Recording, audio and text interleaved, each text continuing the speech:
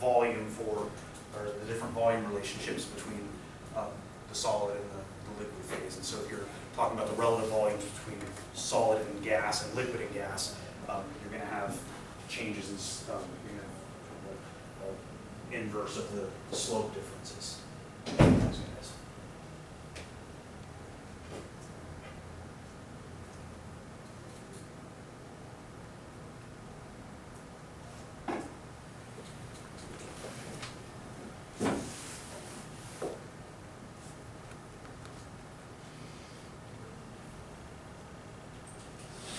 Okay, so one more piece of math, just to set up an equation that you guys will be working with.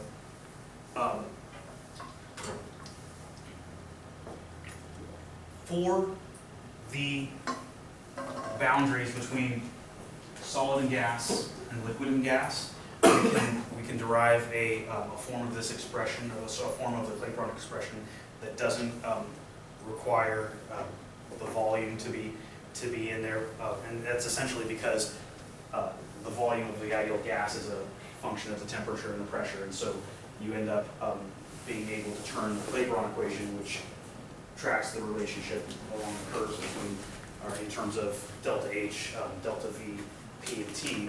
You're allowed to kind of condense that equation into a form that utilizes only P, T, and H. And here's how we get it. So you set up your Clapeyron equation, you say dP over dt is delta H's transition over T delta V, and delta V is the volume of the gas, if we're talking about a transition from condensed state to gaseous state, so from liquid to gas or from solid to gas. Delta V is the V of the gas minus the V of the liquid. But because the volume of the gas is so much greater than the volume of the liquid, this term is approximately equal to just the volume of the gas. And so we plug in the ideal gas volume, the molar ideal gas volume, Vm is RT over P, into this delta, into the position where delta V used to be. And we get this expression that dP over dt is delta H of transition times P over RT squared.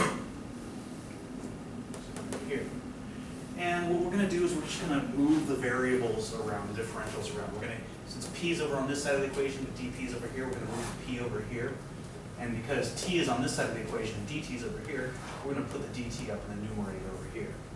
And so we get this expression, dP over P is equal to delta H dt over RT squared. If we simply integrate both sides of those equations, and we know that delta H is a, if we assume that delta H is constant over the temperature range temperature and pressure ranges that we're dealing with, we can come outside of the integral. Otherwise, we don't have an exact expression for it. But if we can assume it's constant, then this guy R will come outside of the integral, and we get that integral of dP over P is delta H over R times the integral of dt over T squared. Integrate that. Integral of 1 over x is natural log of x, and so we get natural log of P evaluated from initial up to final is equal to delta H over R times 1 over T. So the integral of 1 over T squared is negative 1 over T. You can check that by redifferentiating. And so we multiply this guy out, and we end up with this expression, natural log of P final minus natural log of P initial equal to delta H to the transition over times 1 over T initial minus 1 over T final. Stick natural log of P initial over on the right-hand side of the equation, and now you get equation 5.7 in your text. It's the Clausius-Clapeyron equation. It tells you the natural log of the final equilibrium pressure is equal to the natural log of the initial equilibrium pressure plus delta H over R times 1 over T initial minus 1 over T final. And basically, that equation allows you to define these two equilibrium curves. And it's only these two equilibrium curves because these are the only ones that share boundary with gas. It allows you to define the equilibrium of those two curves, the positions of those curves in terms of the delta H of the reaction. Yeah? You'll be using that equation. It's always good to kind of do a sign check. I don't want to talk about. I'll talk about that next. It's always good to do a sign check. So ask yourself if the transition at, say, is a movement from the condensed state to the gas phase, so it's a sublimation or it's a vaporization, if it's one of the two, then that's going to be positive, right?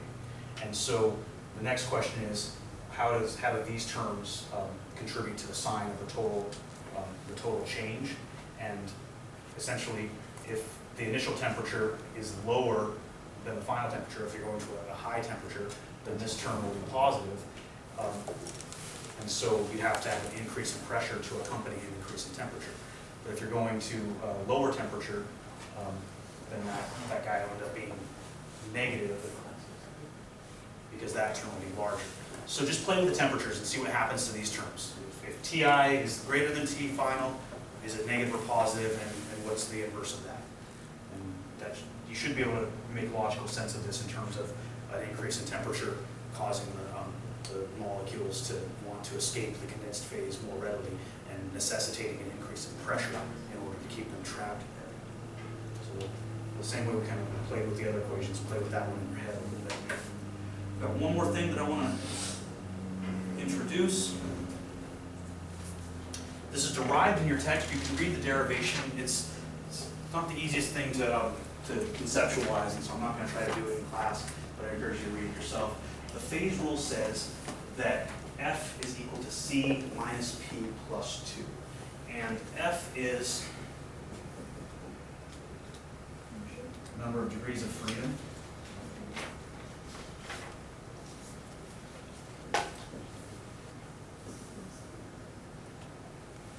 C is the number of components.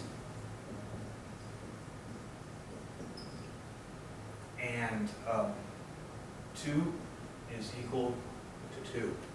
Oh, P is the phases.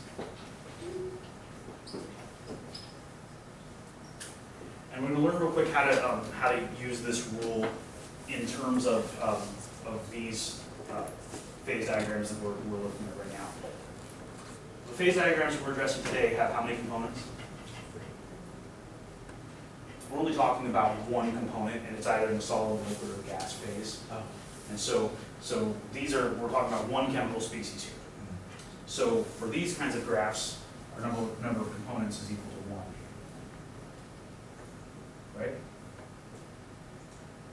The number of phases are the number of phases that are in equilibrium. Right?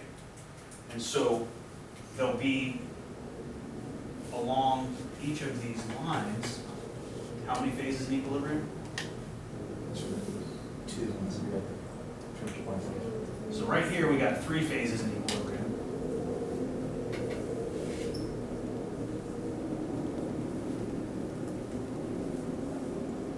And along each of these boundary lines, we got 2 phases.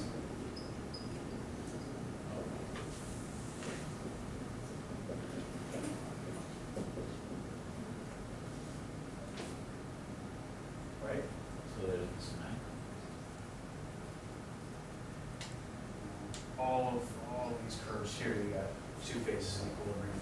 And it's only right there at the triple point that you have 2 phases in equilibrium. So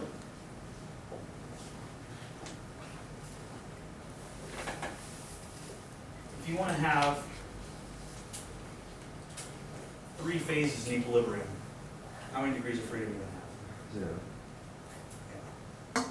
So components, you've got one component, 3 phases, so 1 minus 3 plus 2 is 0. If you have one component system and 3 phases in equilibrium, you're going to have 0 degrees of freedom.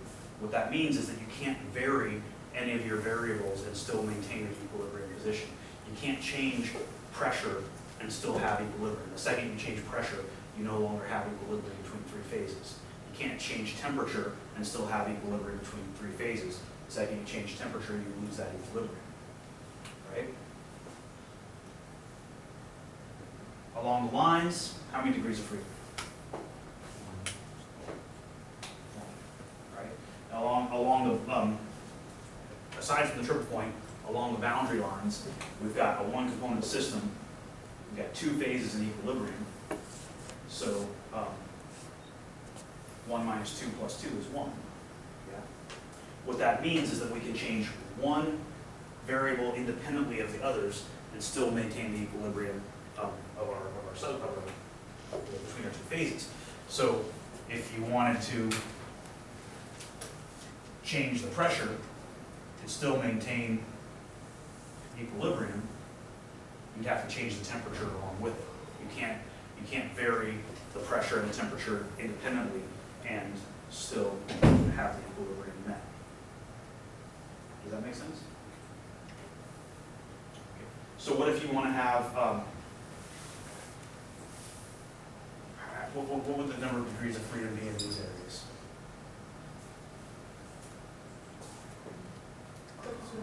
What are the components again? What's that? What are the components again? The components is, so if there's a one component system means we're only using one kind of substance. So maybe it's water, or maybe it's like, you know, a salt or something like that. But it's only one kind of atom or molecule. Oh. How many degrees of freedom inside this area here? How many components? One. How many phases? One. So what's 1 minus 1 plus 2? 2. So here we've got 2 degrees of freedom. And what that means essentially is that we could vary the pressure and nothing's going to happen, right? We're still going to be in the same phase that we were in before. We could vary the temperature to some extent, and we're still going to stay in the same phase that we were in before. So over here in these regions, because you're not trying to keep equilibrium between two components, or sorry, between two phases, you can vary the pressure or the temperature and still keep your substance in whatever phase it was in. You're not going to change the substance that's favored or whatever.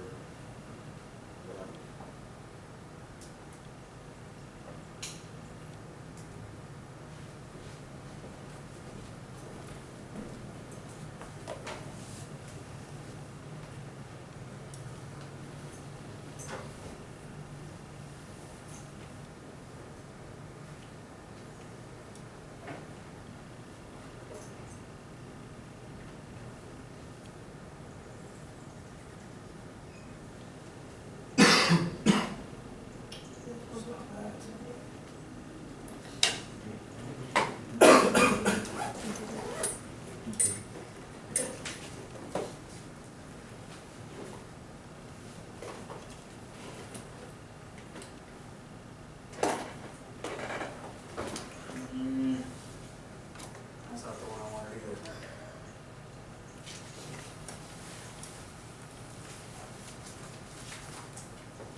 Sorry, I'm trying to think of a problem right now for you guys.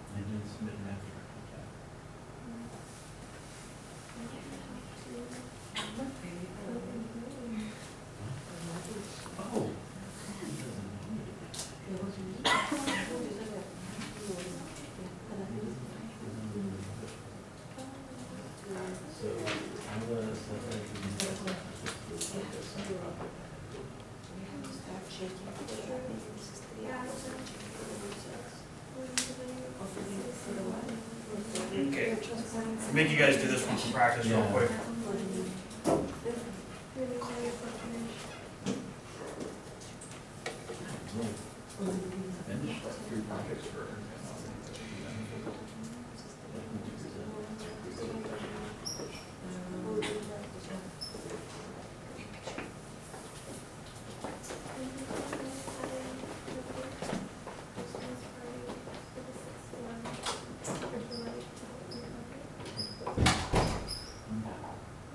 I'm not joking. I know.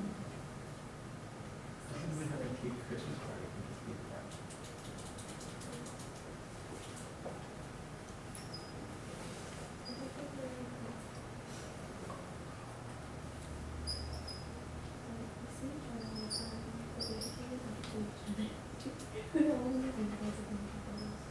Good designation matters.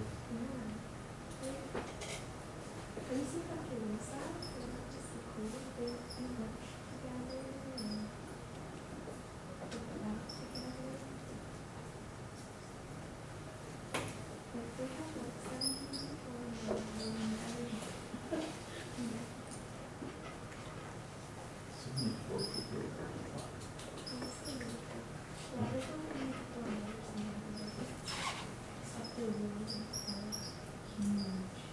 Huh? Yeah. Dr. Doherty has, yes, Chris. Yes, 3, 4 people. And there's like that.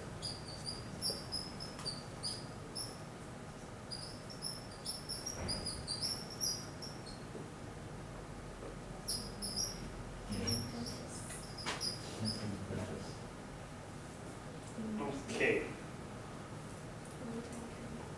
so this problem is asking you to use the Clapeyron equation that we defined earlier here.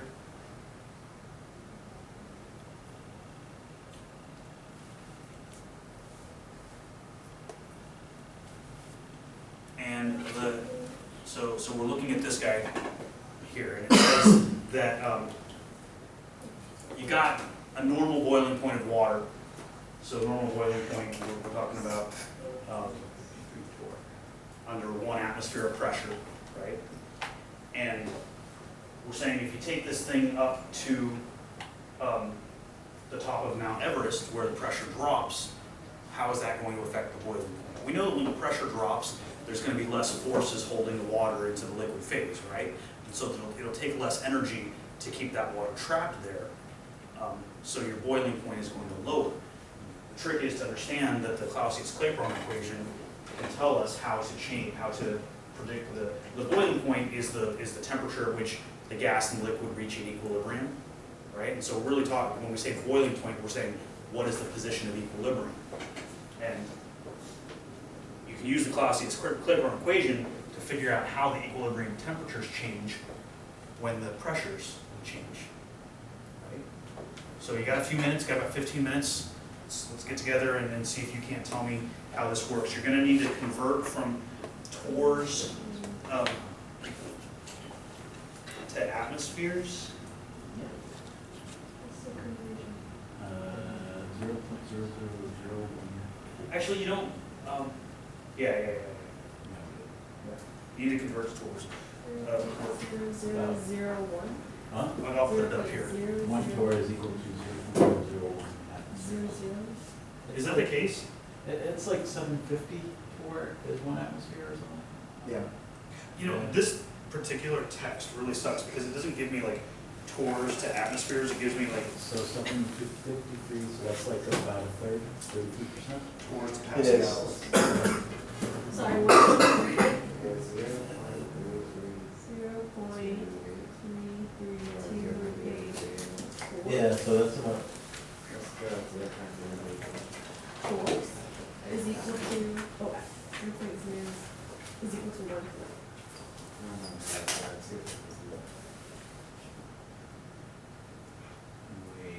Wait, what? 1 torr is equal That's to not what? the boiling point of water.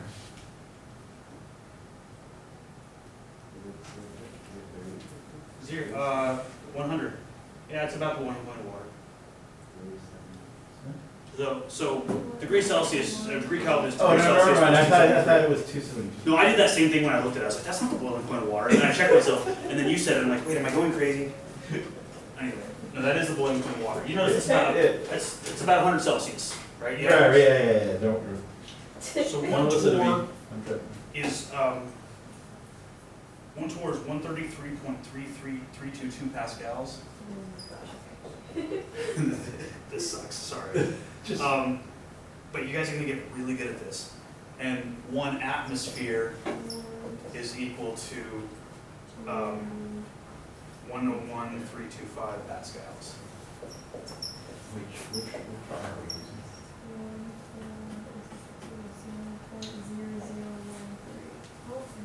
0.083. The rest of that, to figure out how many tours. Yeah, it's. Well, so the delta H is going to be in joules per mole, right? Oh, And so you're going to want to use your 8.314 joules per mole Kelvin R value. Because your delta H is up here as in joules per mole, and so down here you're going to need R as 8.314 joules per mole Kelvin.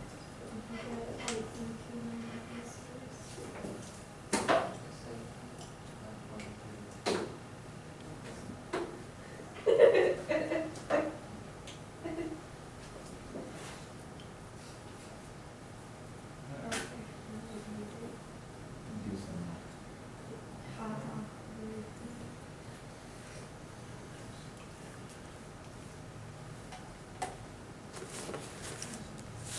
So basically, all you're left to do is to run some algebra and isolate T2, right, in terms of T1, P1, and P2.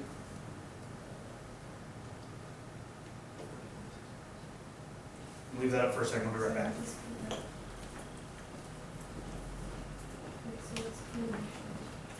The initial? When? Really? Yeah. You sure? Yeah. But isn't that one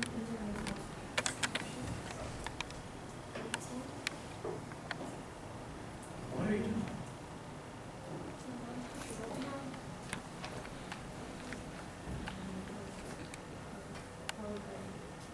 Care.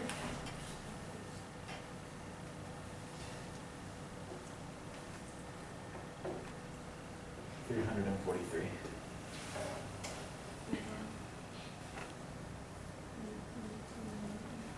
Not that one. Plus or minus